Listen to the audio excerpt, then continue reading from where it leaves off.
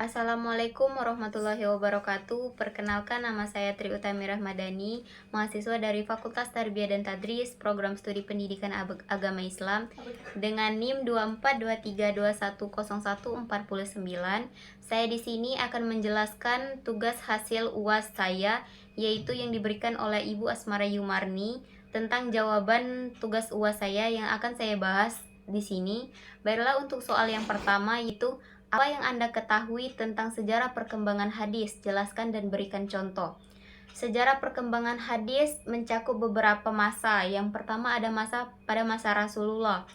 Hadis mulai lahir sebagai interaksi Rasulullah dengan para sahabat dan umat lainnya dalam menjelaskan Al-Quran dan menjawab pertanyaan hidup. Periwayatan pada masa ini bersifat lisan, contohnya penjelasan ayat Al-Quran.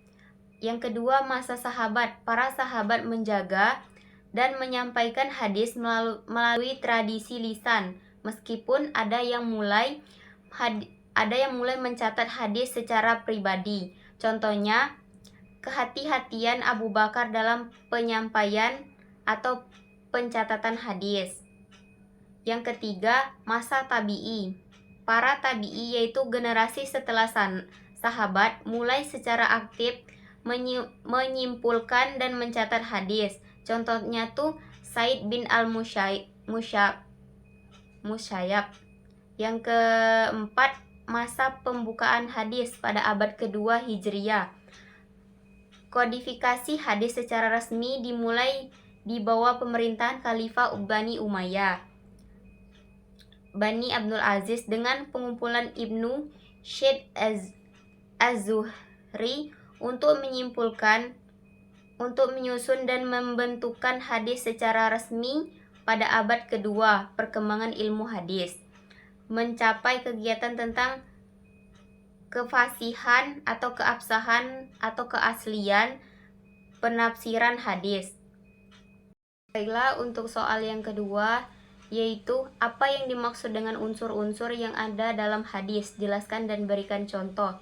Unsur yang pertama yaitu sanad. Sanad secara bahasa berarti sandaran atau tumpuan. Dalam istilah ilmu hadis, sanad adalah rantai atau silsilah para perawi yang menyampaikan hadis kepada kita pada saat ini. Contohnya tuh dalam hadis yang diriwayatkan oleh Imam Bukhari. Yang kedua, matan. Matan secara bahasa berarti penunjang jalan, tanah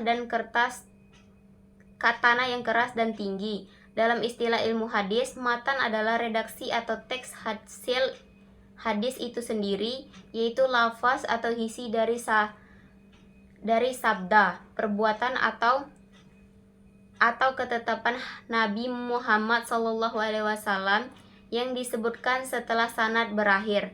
Contohnya merujuk pada hadis sebelumnya. Yang ketiga, rawi. Secara bahasa berarti orang yang meriwayatkan atau memberikan. Dalam istilah ilmu hadis, rawi adalah orang-orang yang menyampaikan hadis dari satu generasi ke generasi berikutnya. Contohnya sama dengan membaca kepada hadis sebelumnya. Soal yang ketiga yaitu apa yang Anda ketahui tentang macam-macam hadis? Jelaskan dan berikan contoh. Hadis sahih adalah hadis yang memiliki kualitas tinggi. Contohnya tuh seperti tolabul ilmi faridatu ala kulli muslim. Banyak hadis mencari ilmu wajib bagi setiap umat muslim. Atau banyak hadis dalam Sahih Bukhari dan Sahih Muslim, contohnya hadisnya lah yang tadi. Yang kedua, hadis hasan adalah hadis yang kualitasnya yang berada di bawah sahih, namun masih dapat dijadikan hujaan. Contohnya hadis diriwayatkan oleh Tirmizi dari Abu Hurairah, hak dan salat bagi orang-orang yang tidak berwudu, haram bagi orang-orang yang salat tapi tidak berwudu. Yang ketiga, hadis daf atau hadis lemah adalah hadis yang tidak memenuhi salah satu atau lebih syarat hadis sahih atau hasan. Keimanan ini disebabkan oleh putusnya sanad keimanan pada perawi. tidak adil atau tidak dhaif. Contohnya tuh hadis munadhi, sanadnya terputus di satu tempat. Yang ke soal selanjutnya yaitu apa yang Anda ketahui tentang teori sanad dan matan hadis? Jelaskan dan berikan contoh. Yang pertama tuh teori sanad. Sanad adalah rantai atau silsilah para perawi yang menyampaikan hadis Nabi Muhammad SAW hingga sampai ke kita saat ini, yang berfokus pada pemeriksaan dan periwayatan individu dalam sanad. Tujuannya untuk memverifikasi keaslian dan otentitas hadis bersih dan atau tidak cacat dan keilmahan atau kelemahan. Contohnya tuh seperti Imam Al-Bukhari sampai ke Sufyan sampai ke Sauri dan Az-Zuhri dan Al-Masyaib dan Abu Hurairah dan Nabi Muhammad. Yang kedua, teori matan hadis.